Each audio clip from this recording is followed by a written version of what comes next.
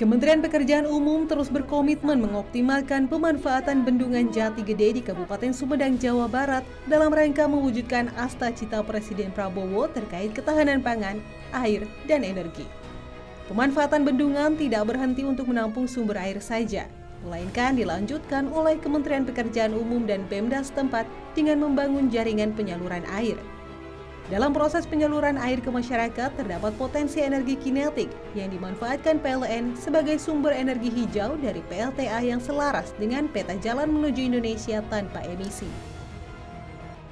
Bendungan Jati Gede dibangun pada tahun 2007 hingga 2017 dengan biaya mencapai 4,4 triliun rupiah. Bendungan Jati Gede memiliki banyak manfaat termasuk pembangkit listrik. Terkait ketahanan pangan, Bendungan Jati Gede juga berperan serta dalam meningkatkan produksi padi di berbagai wilayah. Berdasarkan data Dinas Pertanian Jawa Barat, keberadaan Bendungan Jati Gede telah berdampak positif dengan kenaikan produksi padi di Indramayu, Cirebon, dan Majalengka. Total kenaikan produksi hampir mencapai 3 kali lipat jika dibandingkan sebelum keberadaan Bendungan Jati Gede. Kolaborasi lintas kementerian dan lembaga dalam membangun infrastruktur ini sejalan dengan arahan Presiden Prabowo dalam meningkatkan pertumbuhan ekonomi dan pengentasan kemiskinan. Tim Liputan, Berita 1.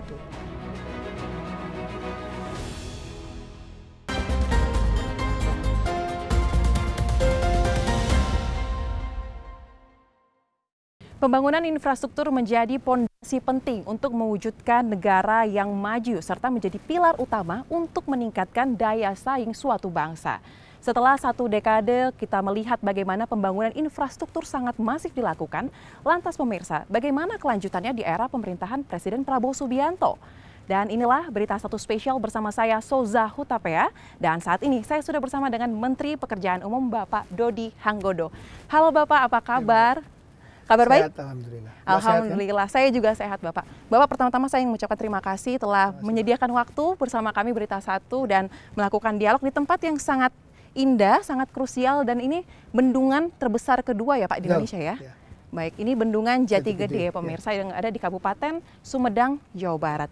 Bapak, saya ingin pertama-tama mungkin membahas terkait dengan bendungan secara garis besar dulu ya Pak ya. Kita tahu pemerintah ini kan mengusung slogan keberlanjutan. Betul. Pemerintahan Pak Jokowi ada menargetkan 61 bendungan di Indonesia, betul, tapi targetnya ternyata belum sampai ya Pak. Nah, belum selesai. Berapa sebenarnya yang sudah terrealisasi Pak? Yang terrealisasi hingga akhir Desember, hingga akhir 2024 itu sekitar 47. Kemudian kita lagi ngejar nih, paling lambat by Februari 2025 itu ada additional 6, jadi ya 6 sehingga total dari 53 sampai dengan Februari 2025.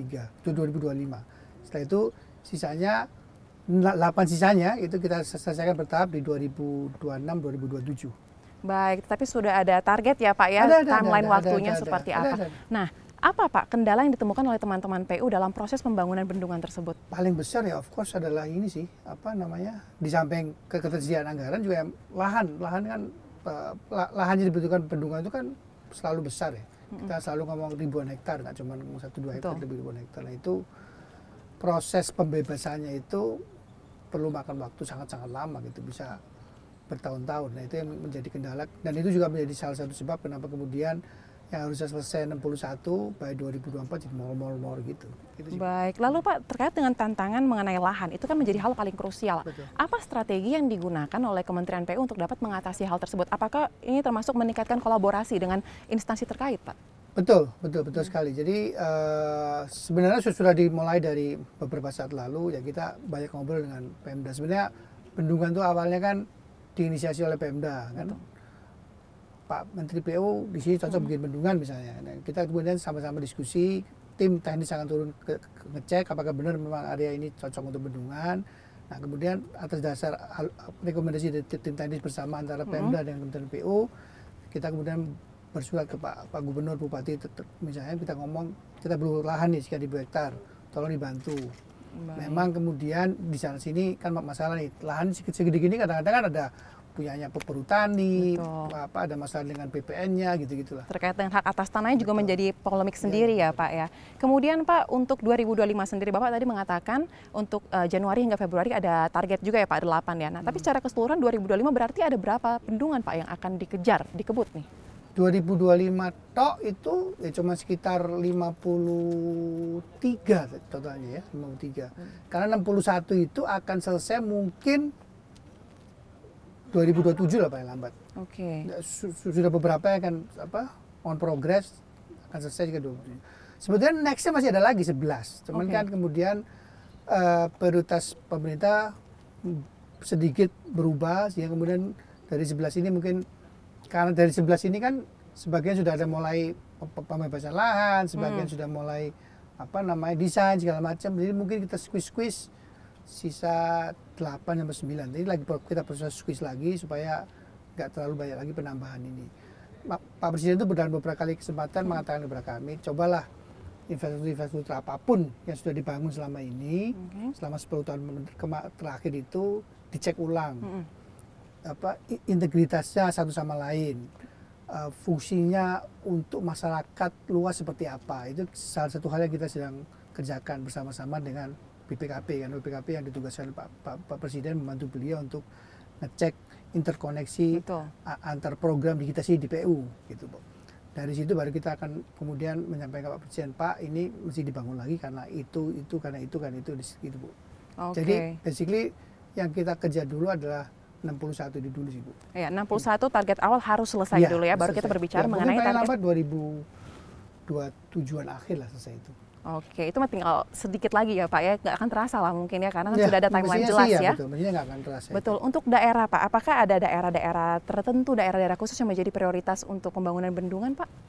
Sebetulnya di seluruh Indonesia sih, kan begini, bendungan-bendungan baru yang kita kerjakan itu fungsi utamanya sekarang adalah untuk mendukung pangan ya, mendukung ketahanan pangan, di samping juga ada untuk ketahanan energi.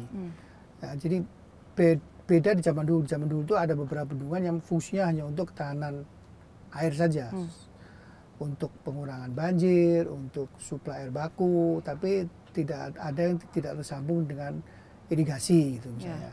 Ada beberapa, saya ada sekitar 7 sampai 8 bendungan yang sudah kita bangun dan sudah difungsikan itu memang tidak ada kaitan sama sekali dengan ketahanan pangan. Nah, ini ke depan kebetulan sisa dari sampai dengan 61 bendungan itu yang lain-lain sudah fokus ke ketahanan pangan. Jadi tinggal kita beberapa bendungan-bendungan yang mau selesai dan akan selesai, kita harus cek kemudian misalnya apakah memang benar tersambung dengan saluran irigasi primernya.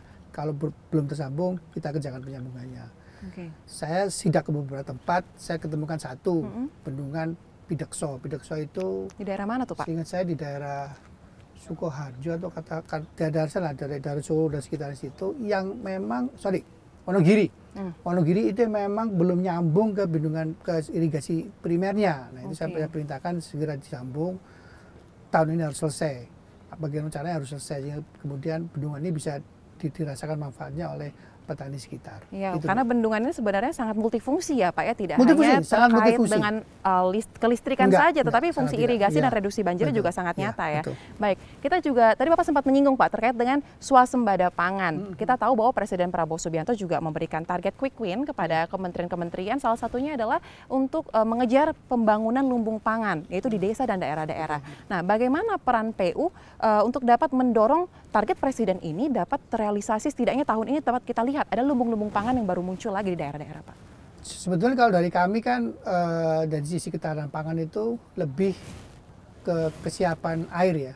Air itu diupayakan bisa mengalir lewat saluran-saluran irigasi yang ada itu bahkan sampai jauh sehingga sawah yang terujung pun itu bisa terairi kira-kira gitulah ya. Kalau dari sisi lainnya kan tetap harus berkolaborasi dengan Kementerian Pengampu. Kementerian Pengampunya kan Kementerian Pertanian. Karena kan walaupun air ada, kemudian traktornya nggak ada, benihnya nggak ada, pupuknya nggak ada, kan sama aja bohong gitu. Apalagi kalau petaninya nggak ada kan.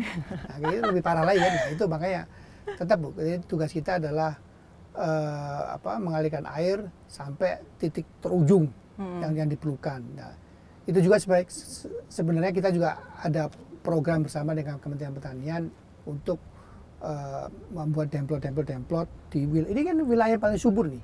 Oh iya, di titik ini paling subur ya Pak? Paling subur. Oke. Ada 2 wilayah, Cianjur sama Indramayu, itu titik-titik yang paling subur, Cirebon. Nah itu kita mencoba membuat demplot untuk irigasi padi hemat air.